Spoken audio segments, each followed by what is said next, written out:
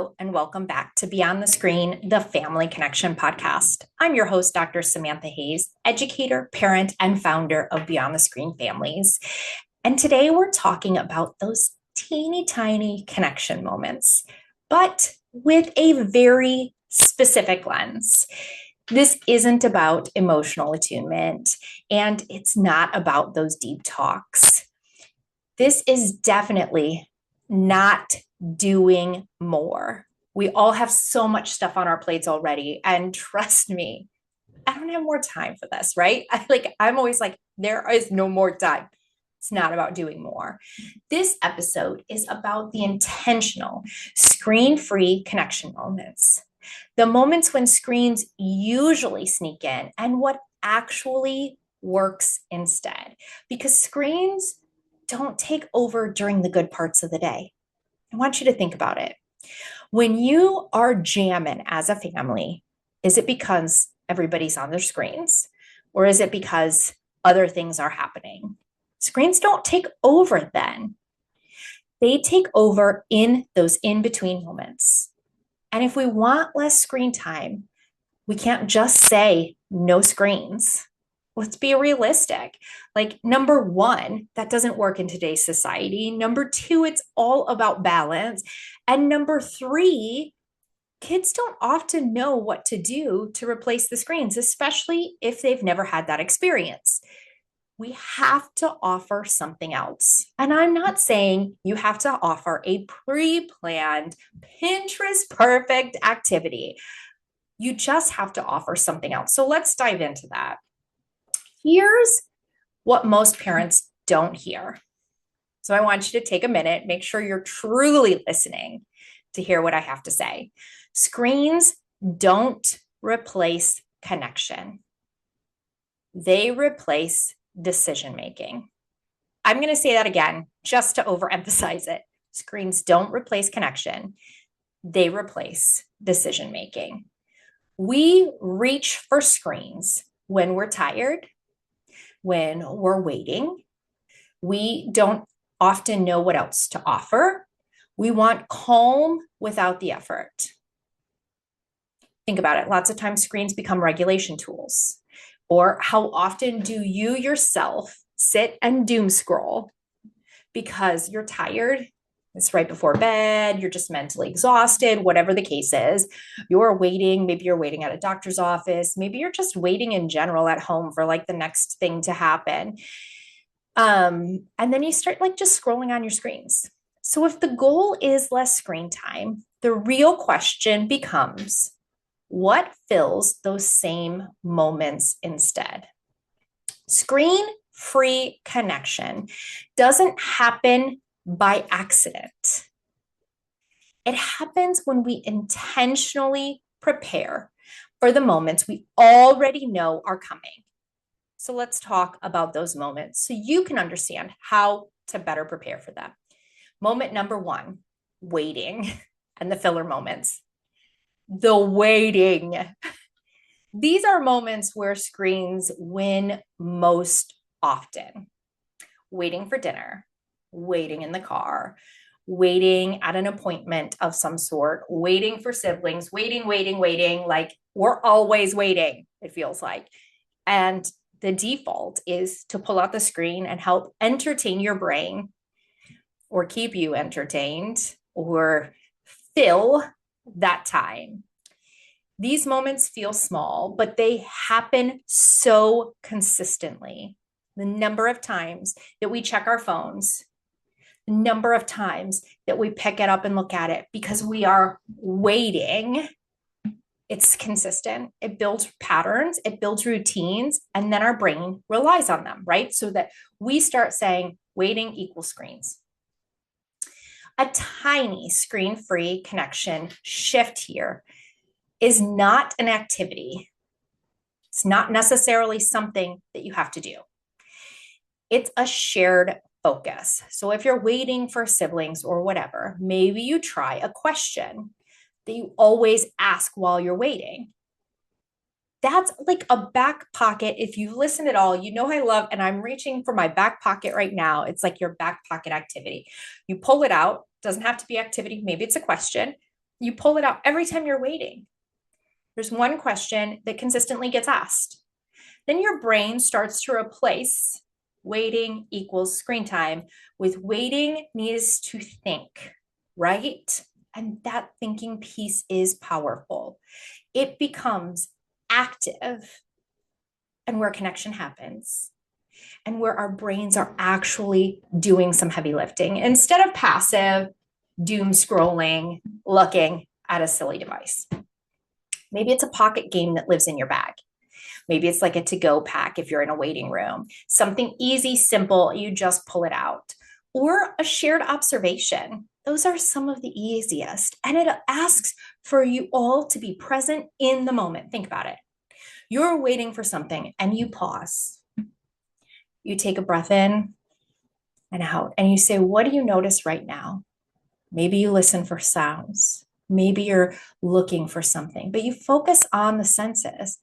And man, does that bring you back into the present? And you know what that does? That helps eliminate anxiety because you're not forward thinking if you're in the present.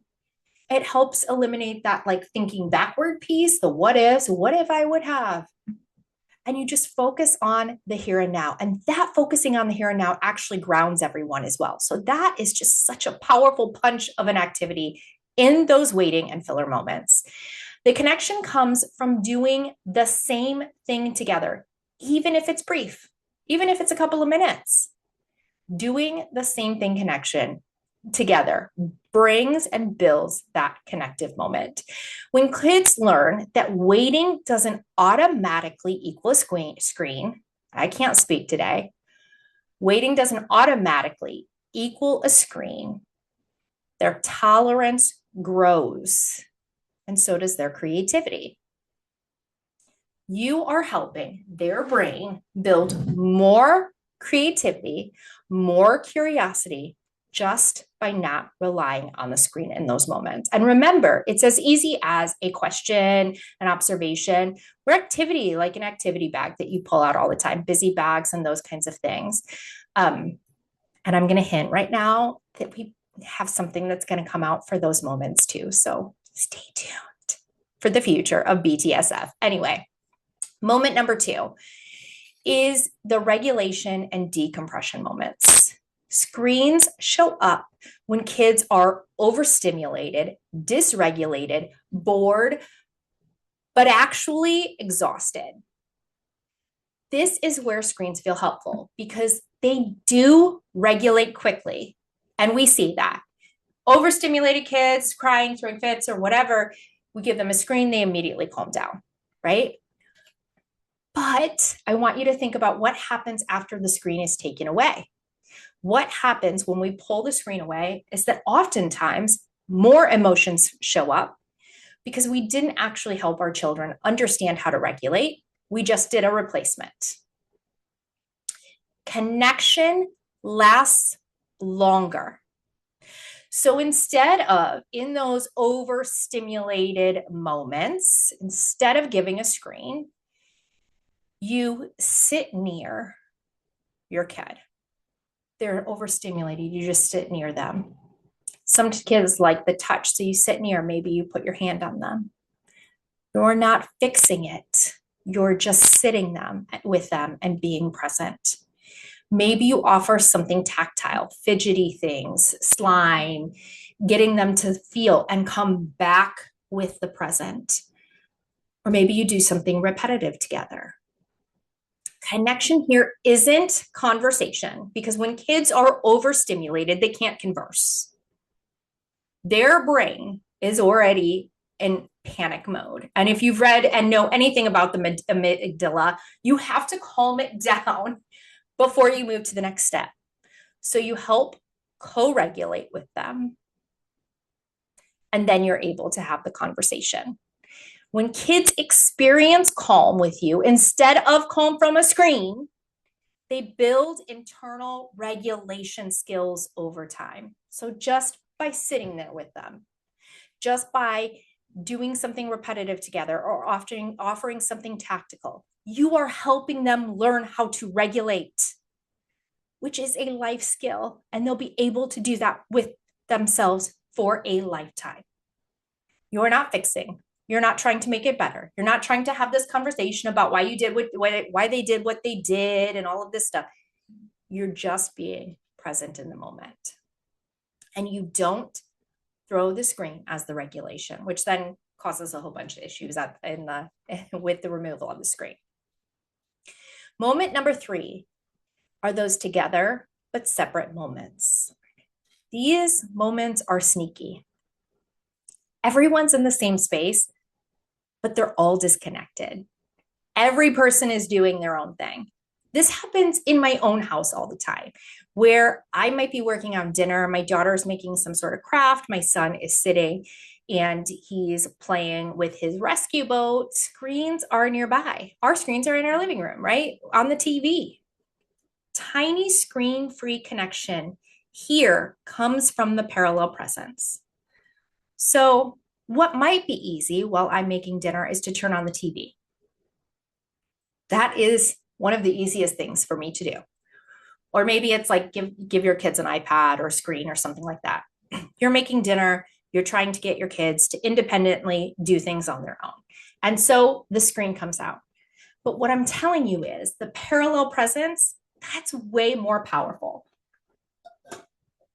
It comes and looks like the example I just gave, or working on separate things at the same table, quietly building or drawing nearby, kids working on different projects. I told you about my daughter doing the art while I'm doing the kitchen. We're all in the same space, just doing different things. Those are connective moments. You don't have to be actively engaged 100% of the time for connection to build. It might look like a shared challenge with no pressure to talk. You're going to build something that helps people. Everybody's working on it. There's no conversation happening. This kind of connection is especially powerful for older kids who resist forced togetherness. You're not entertaining, you're just inviting in the shared space with each other.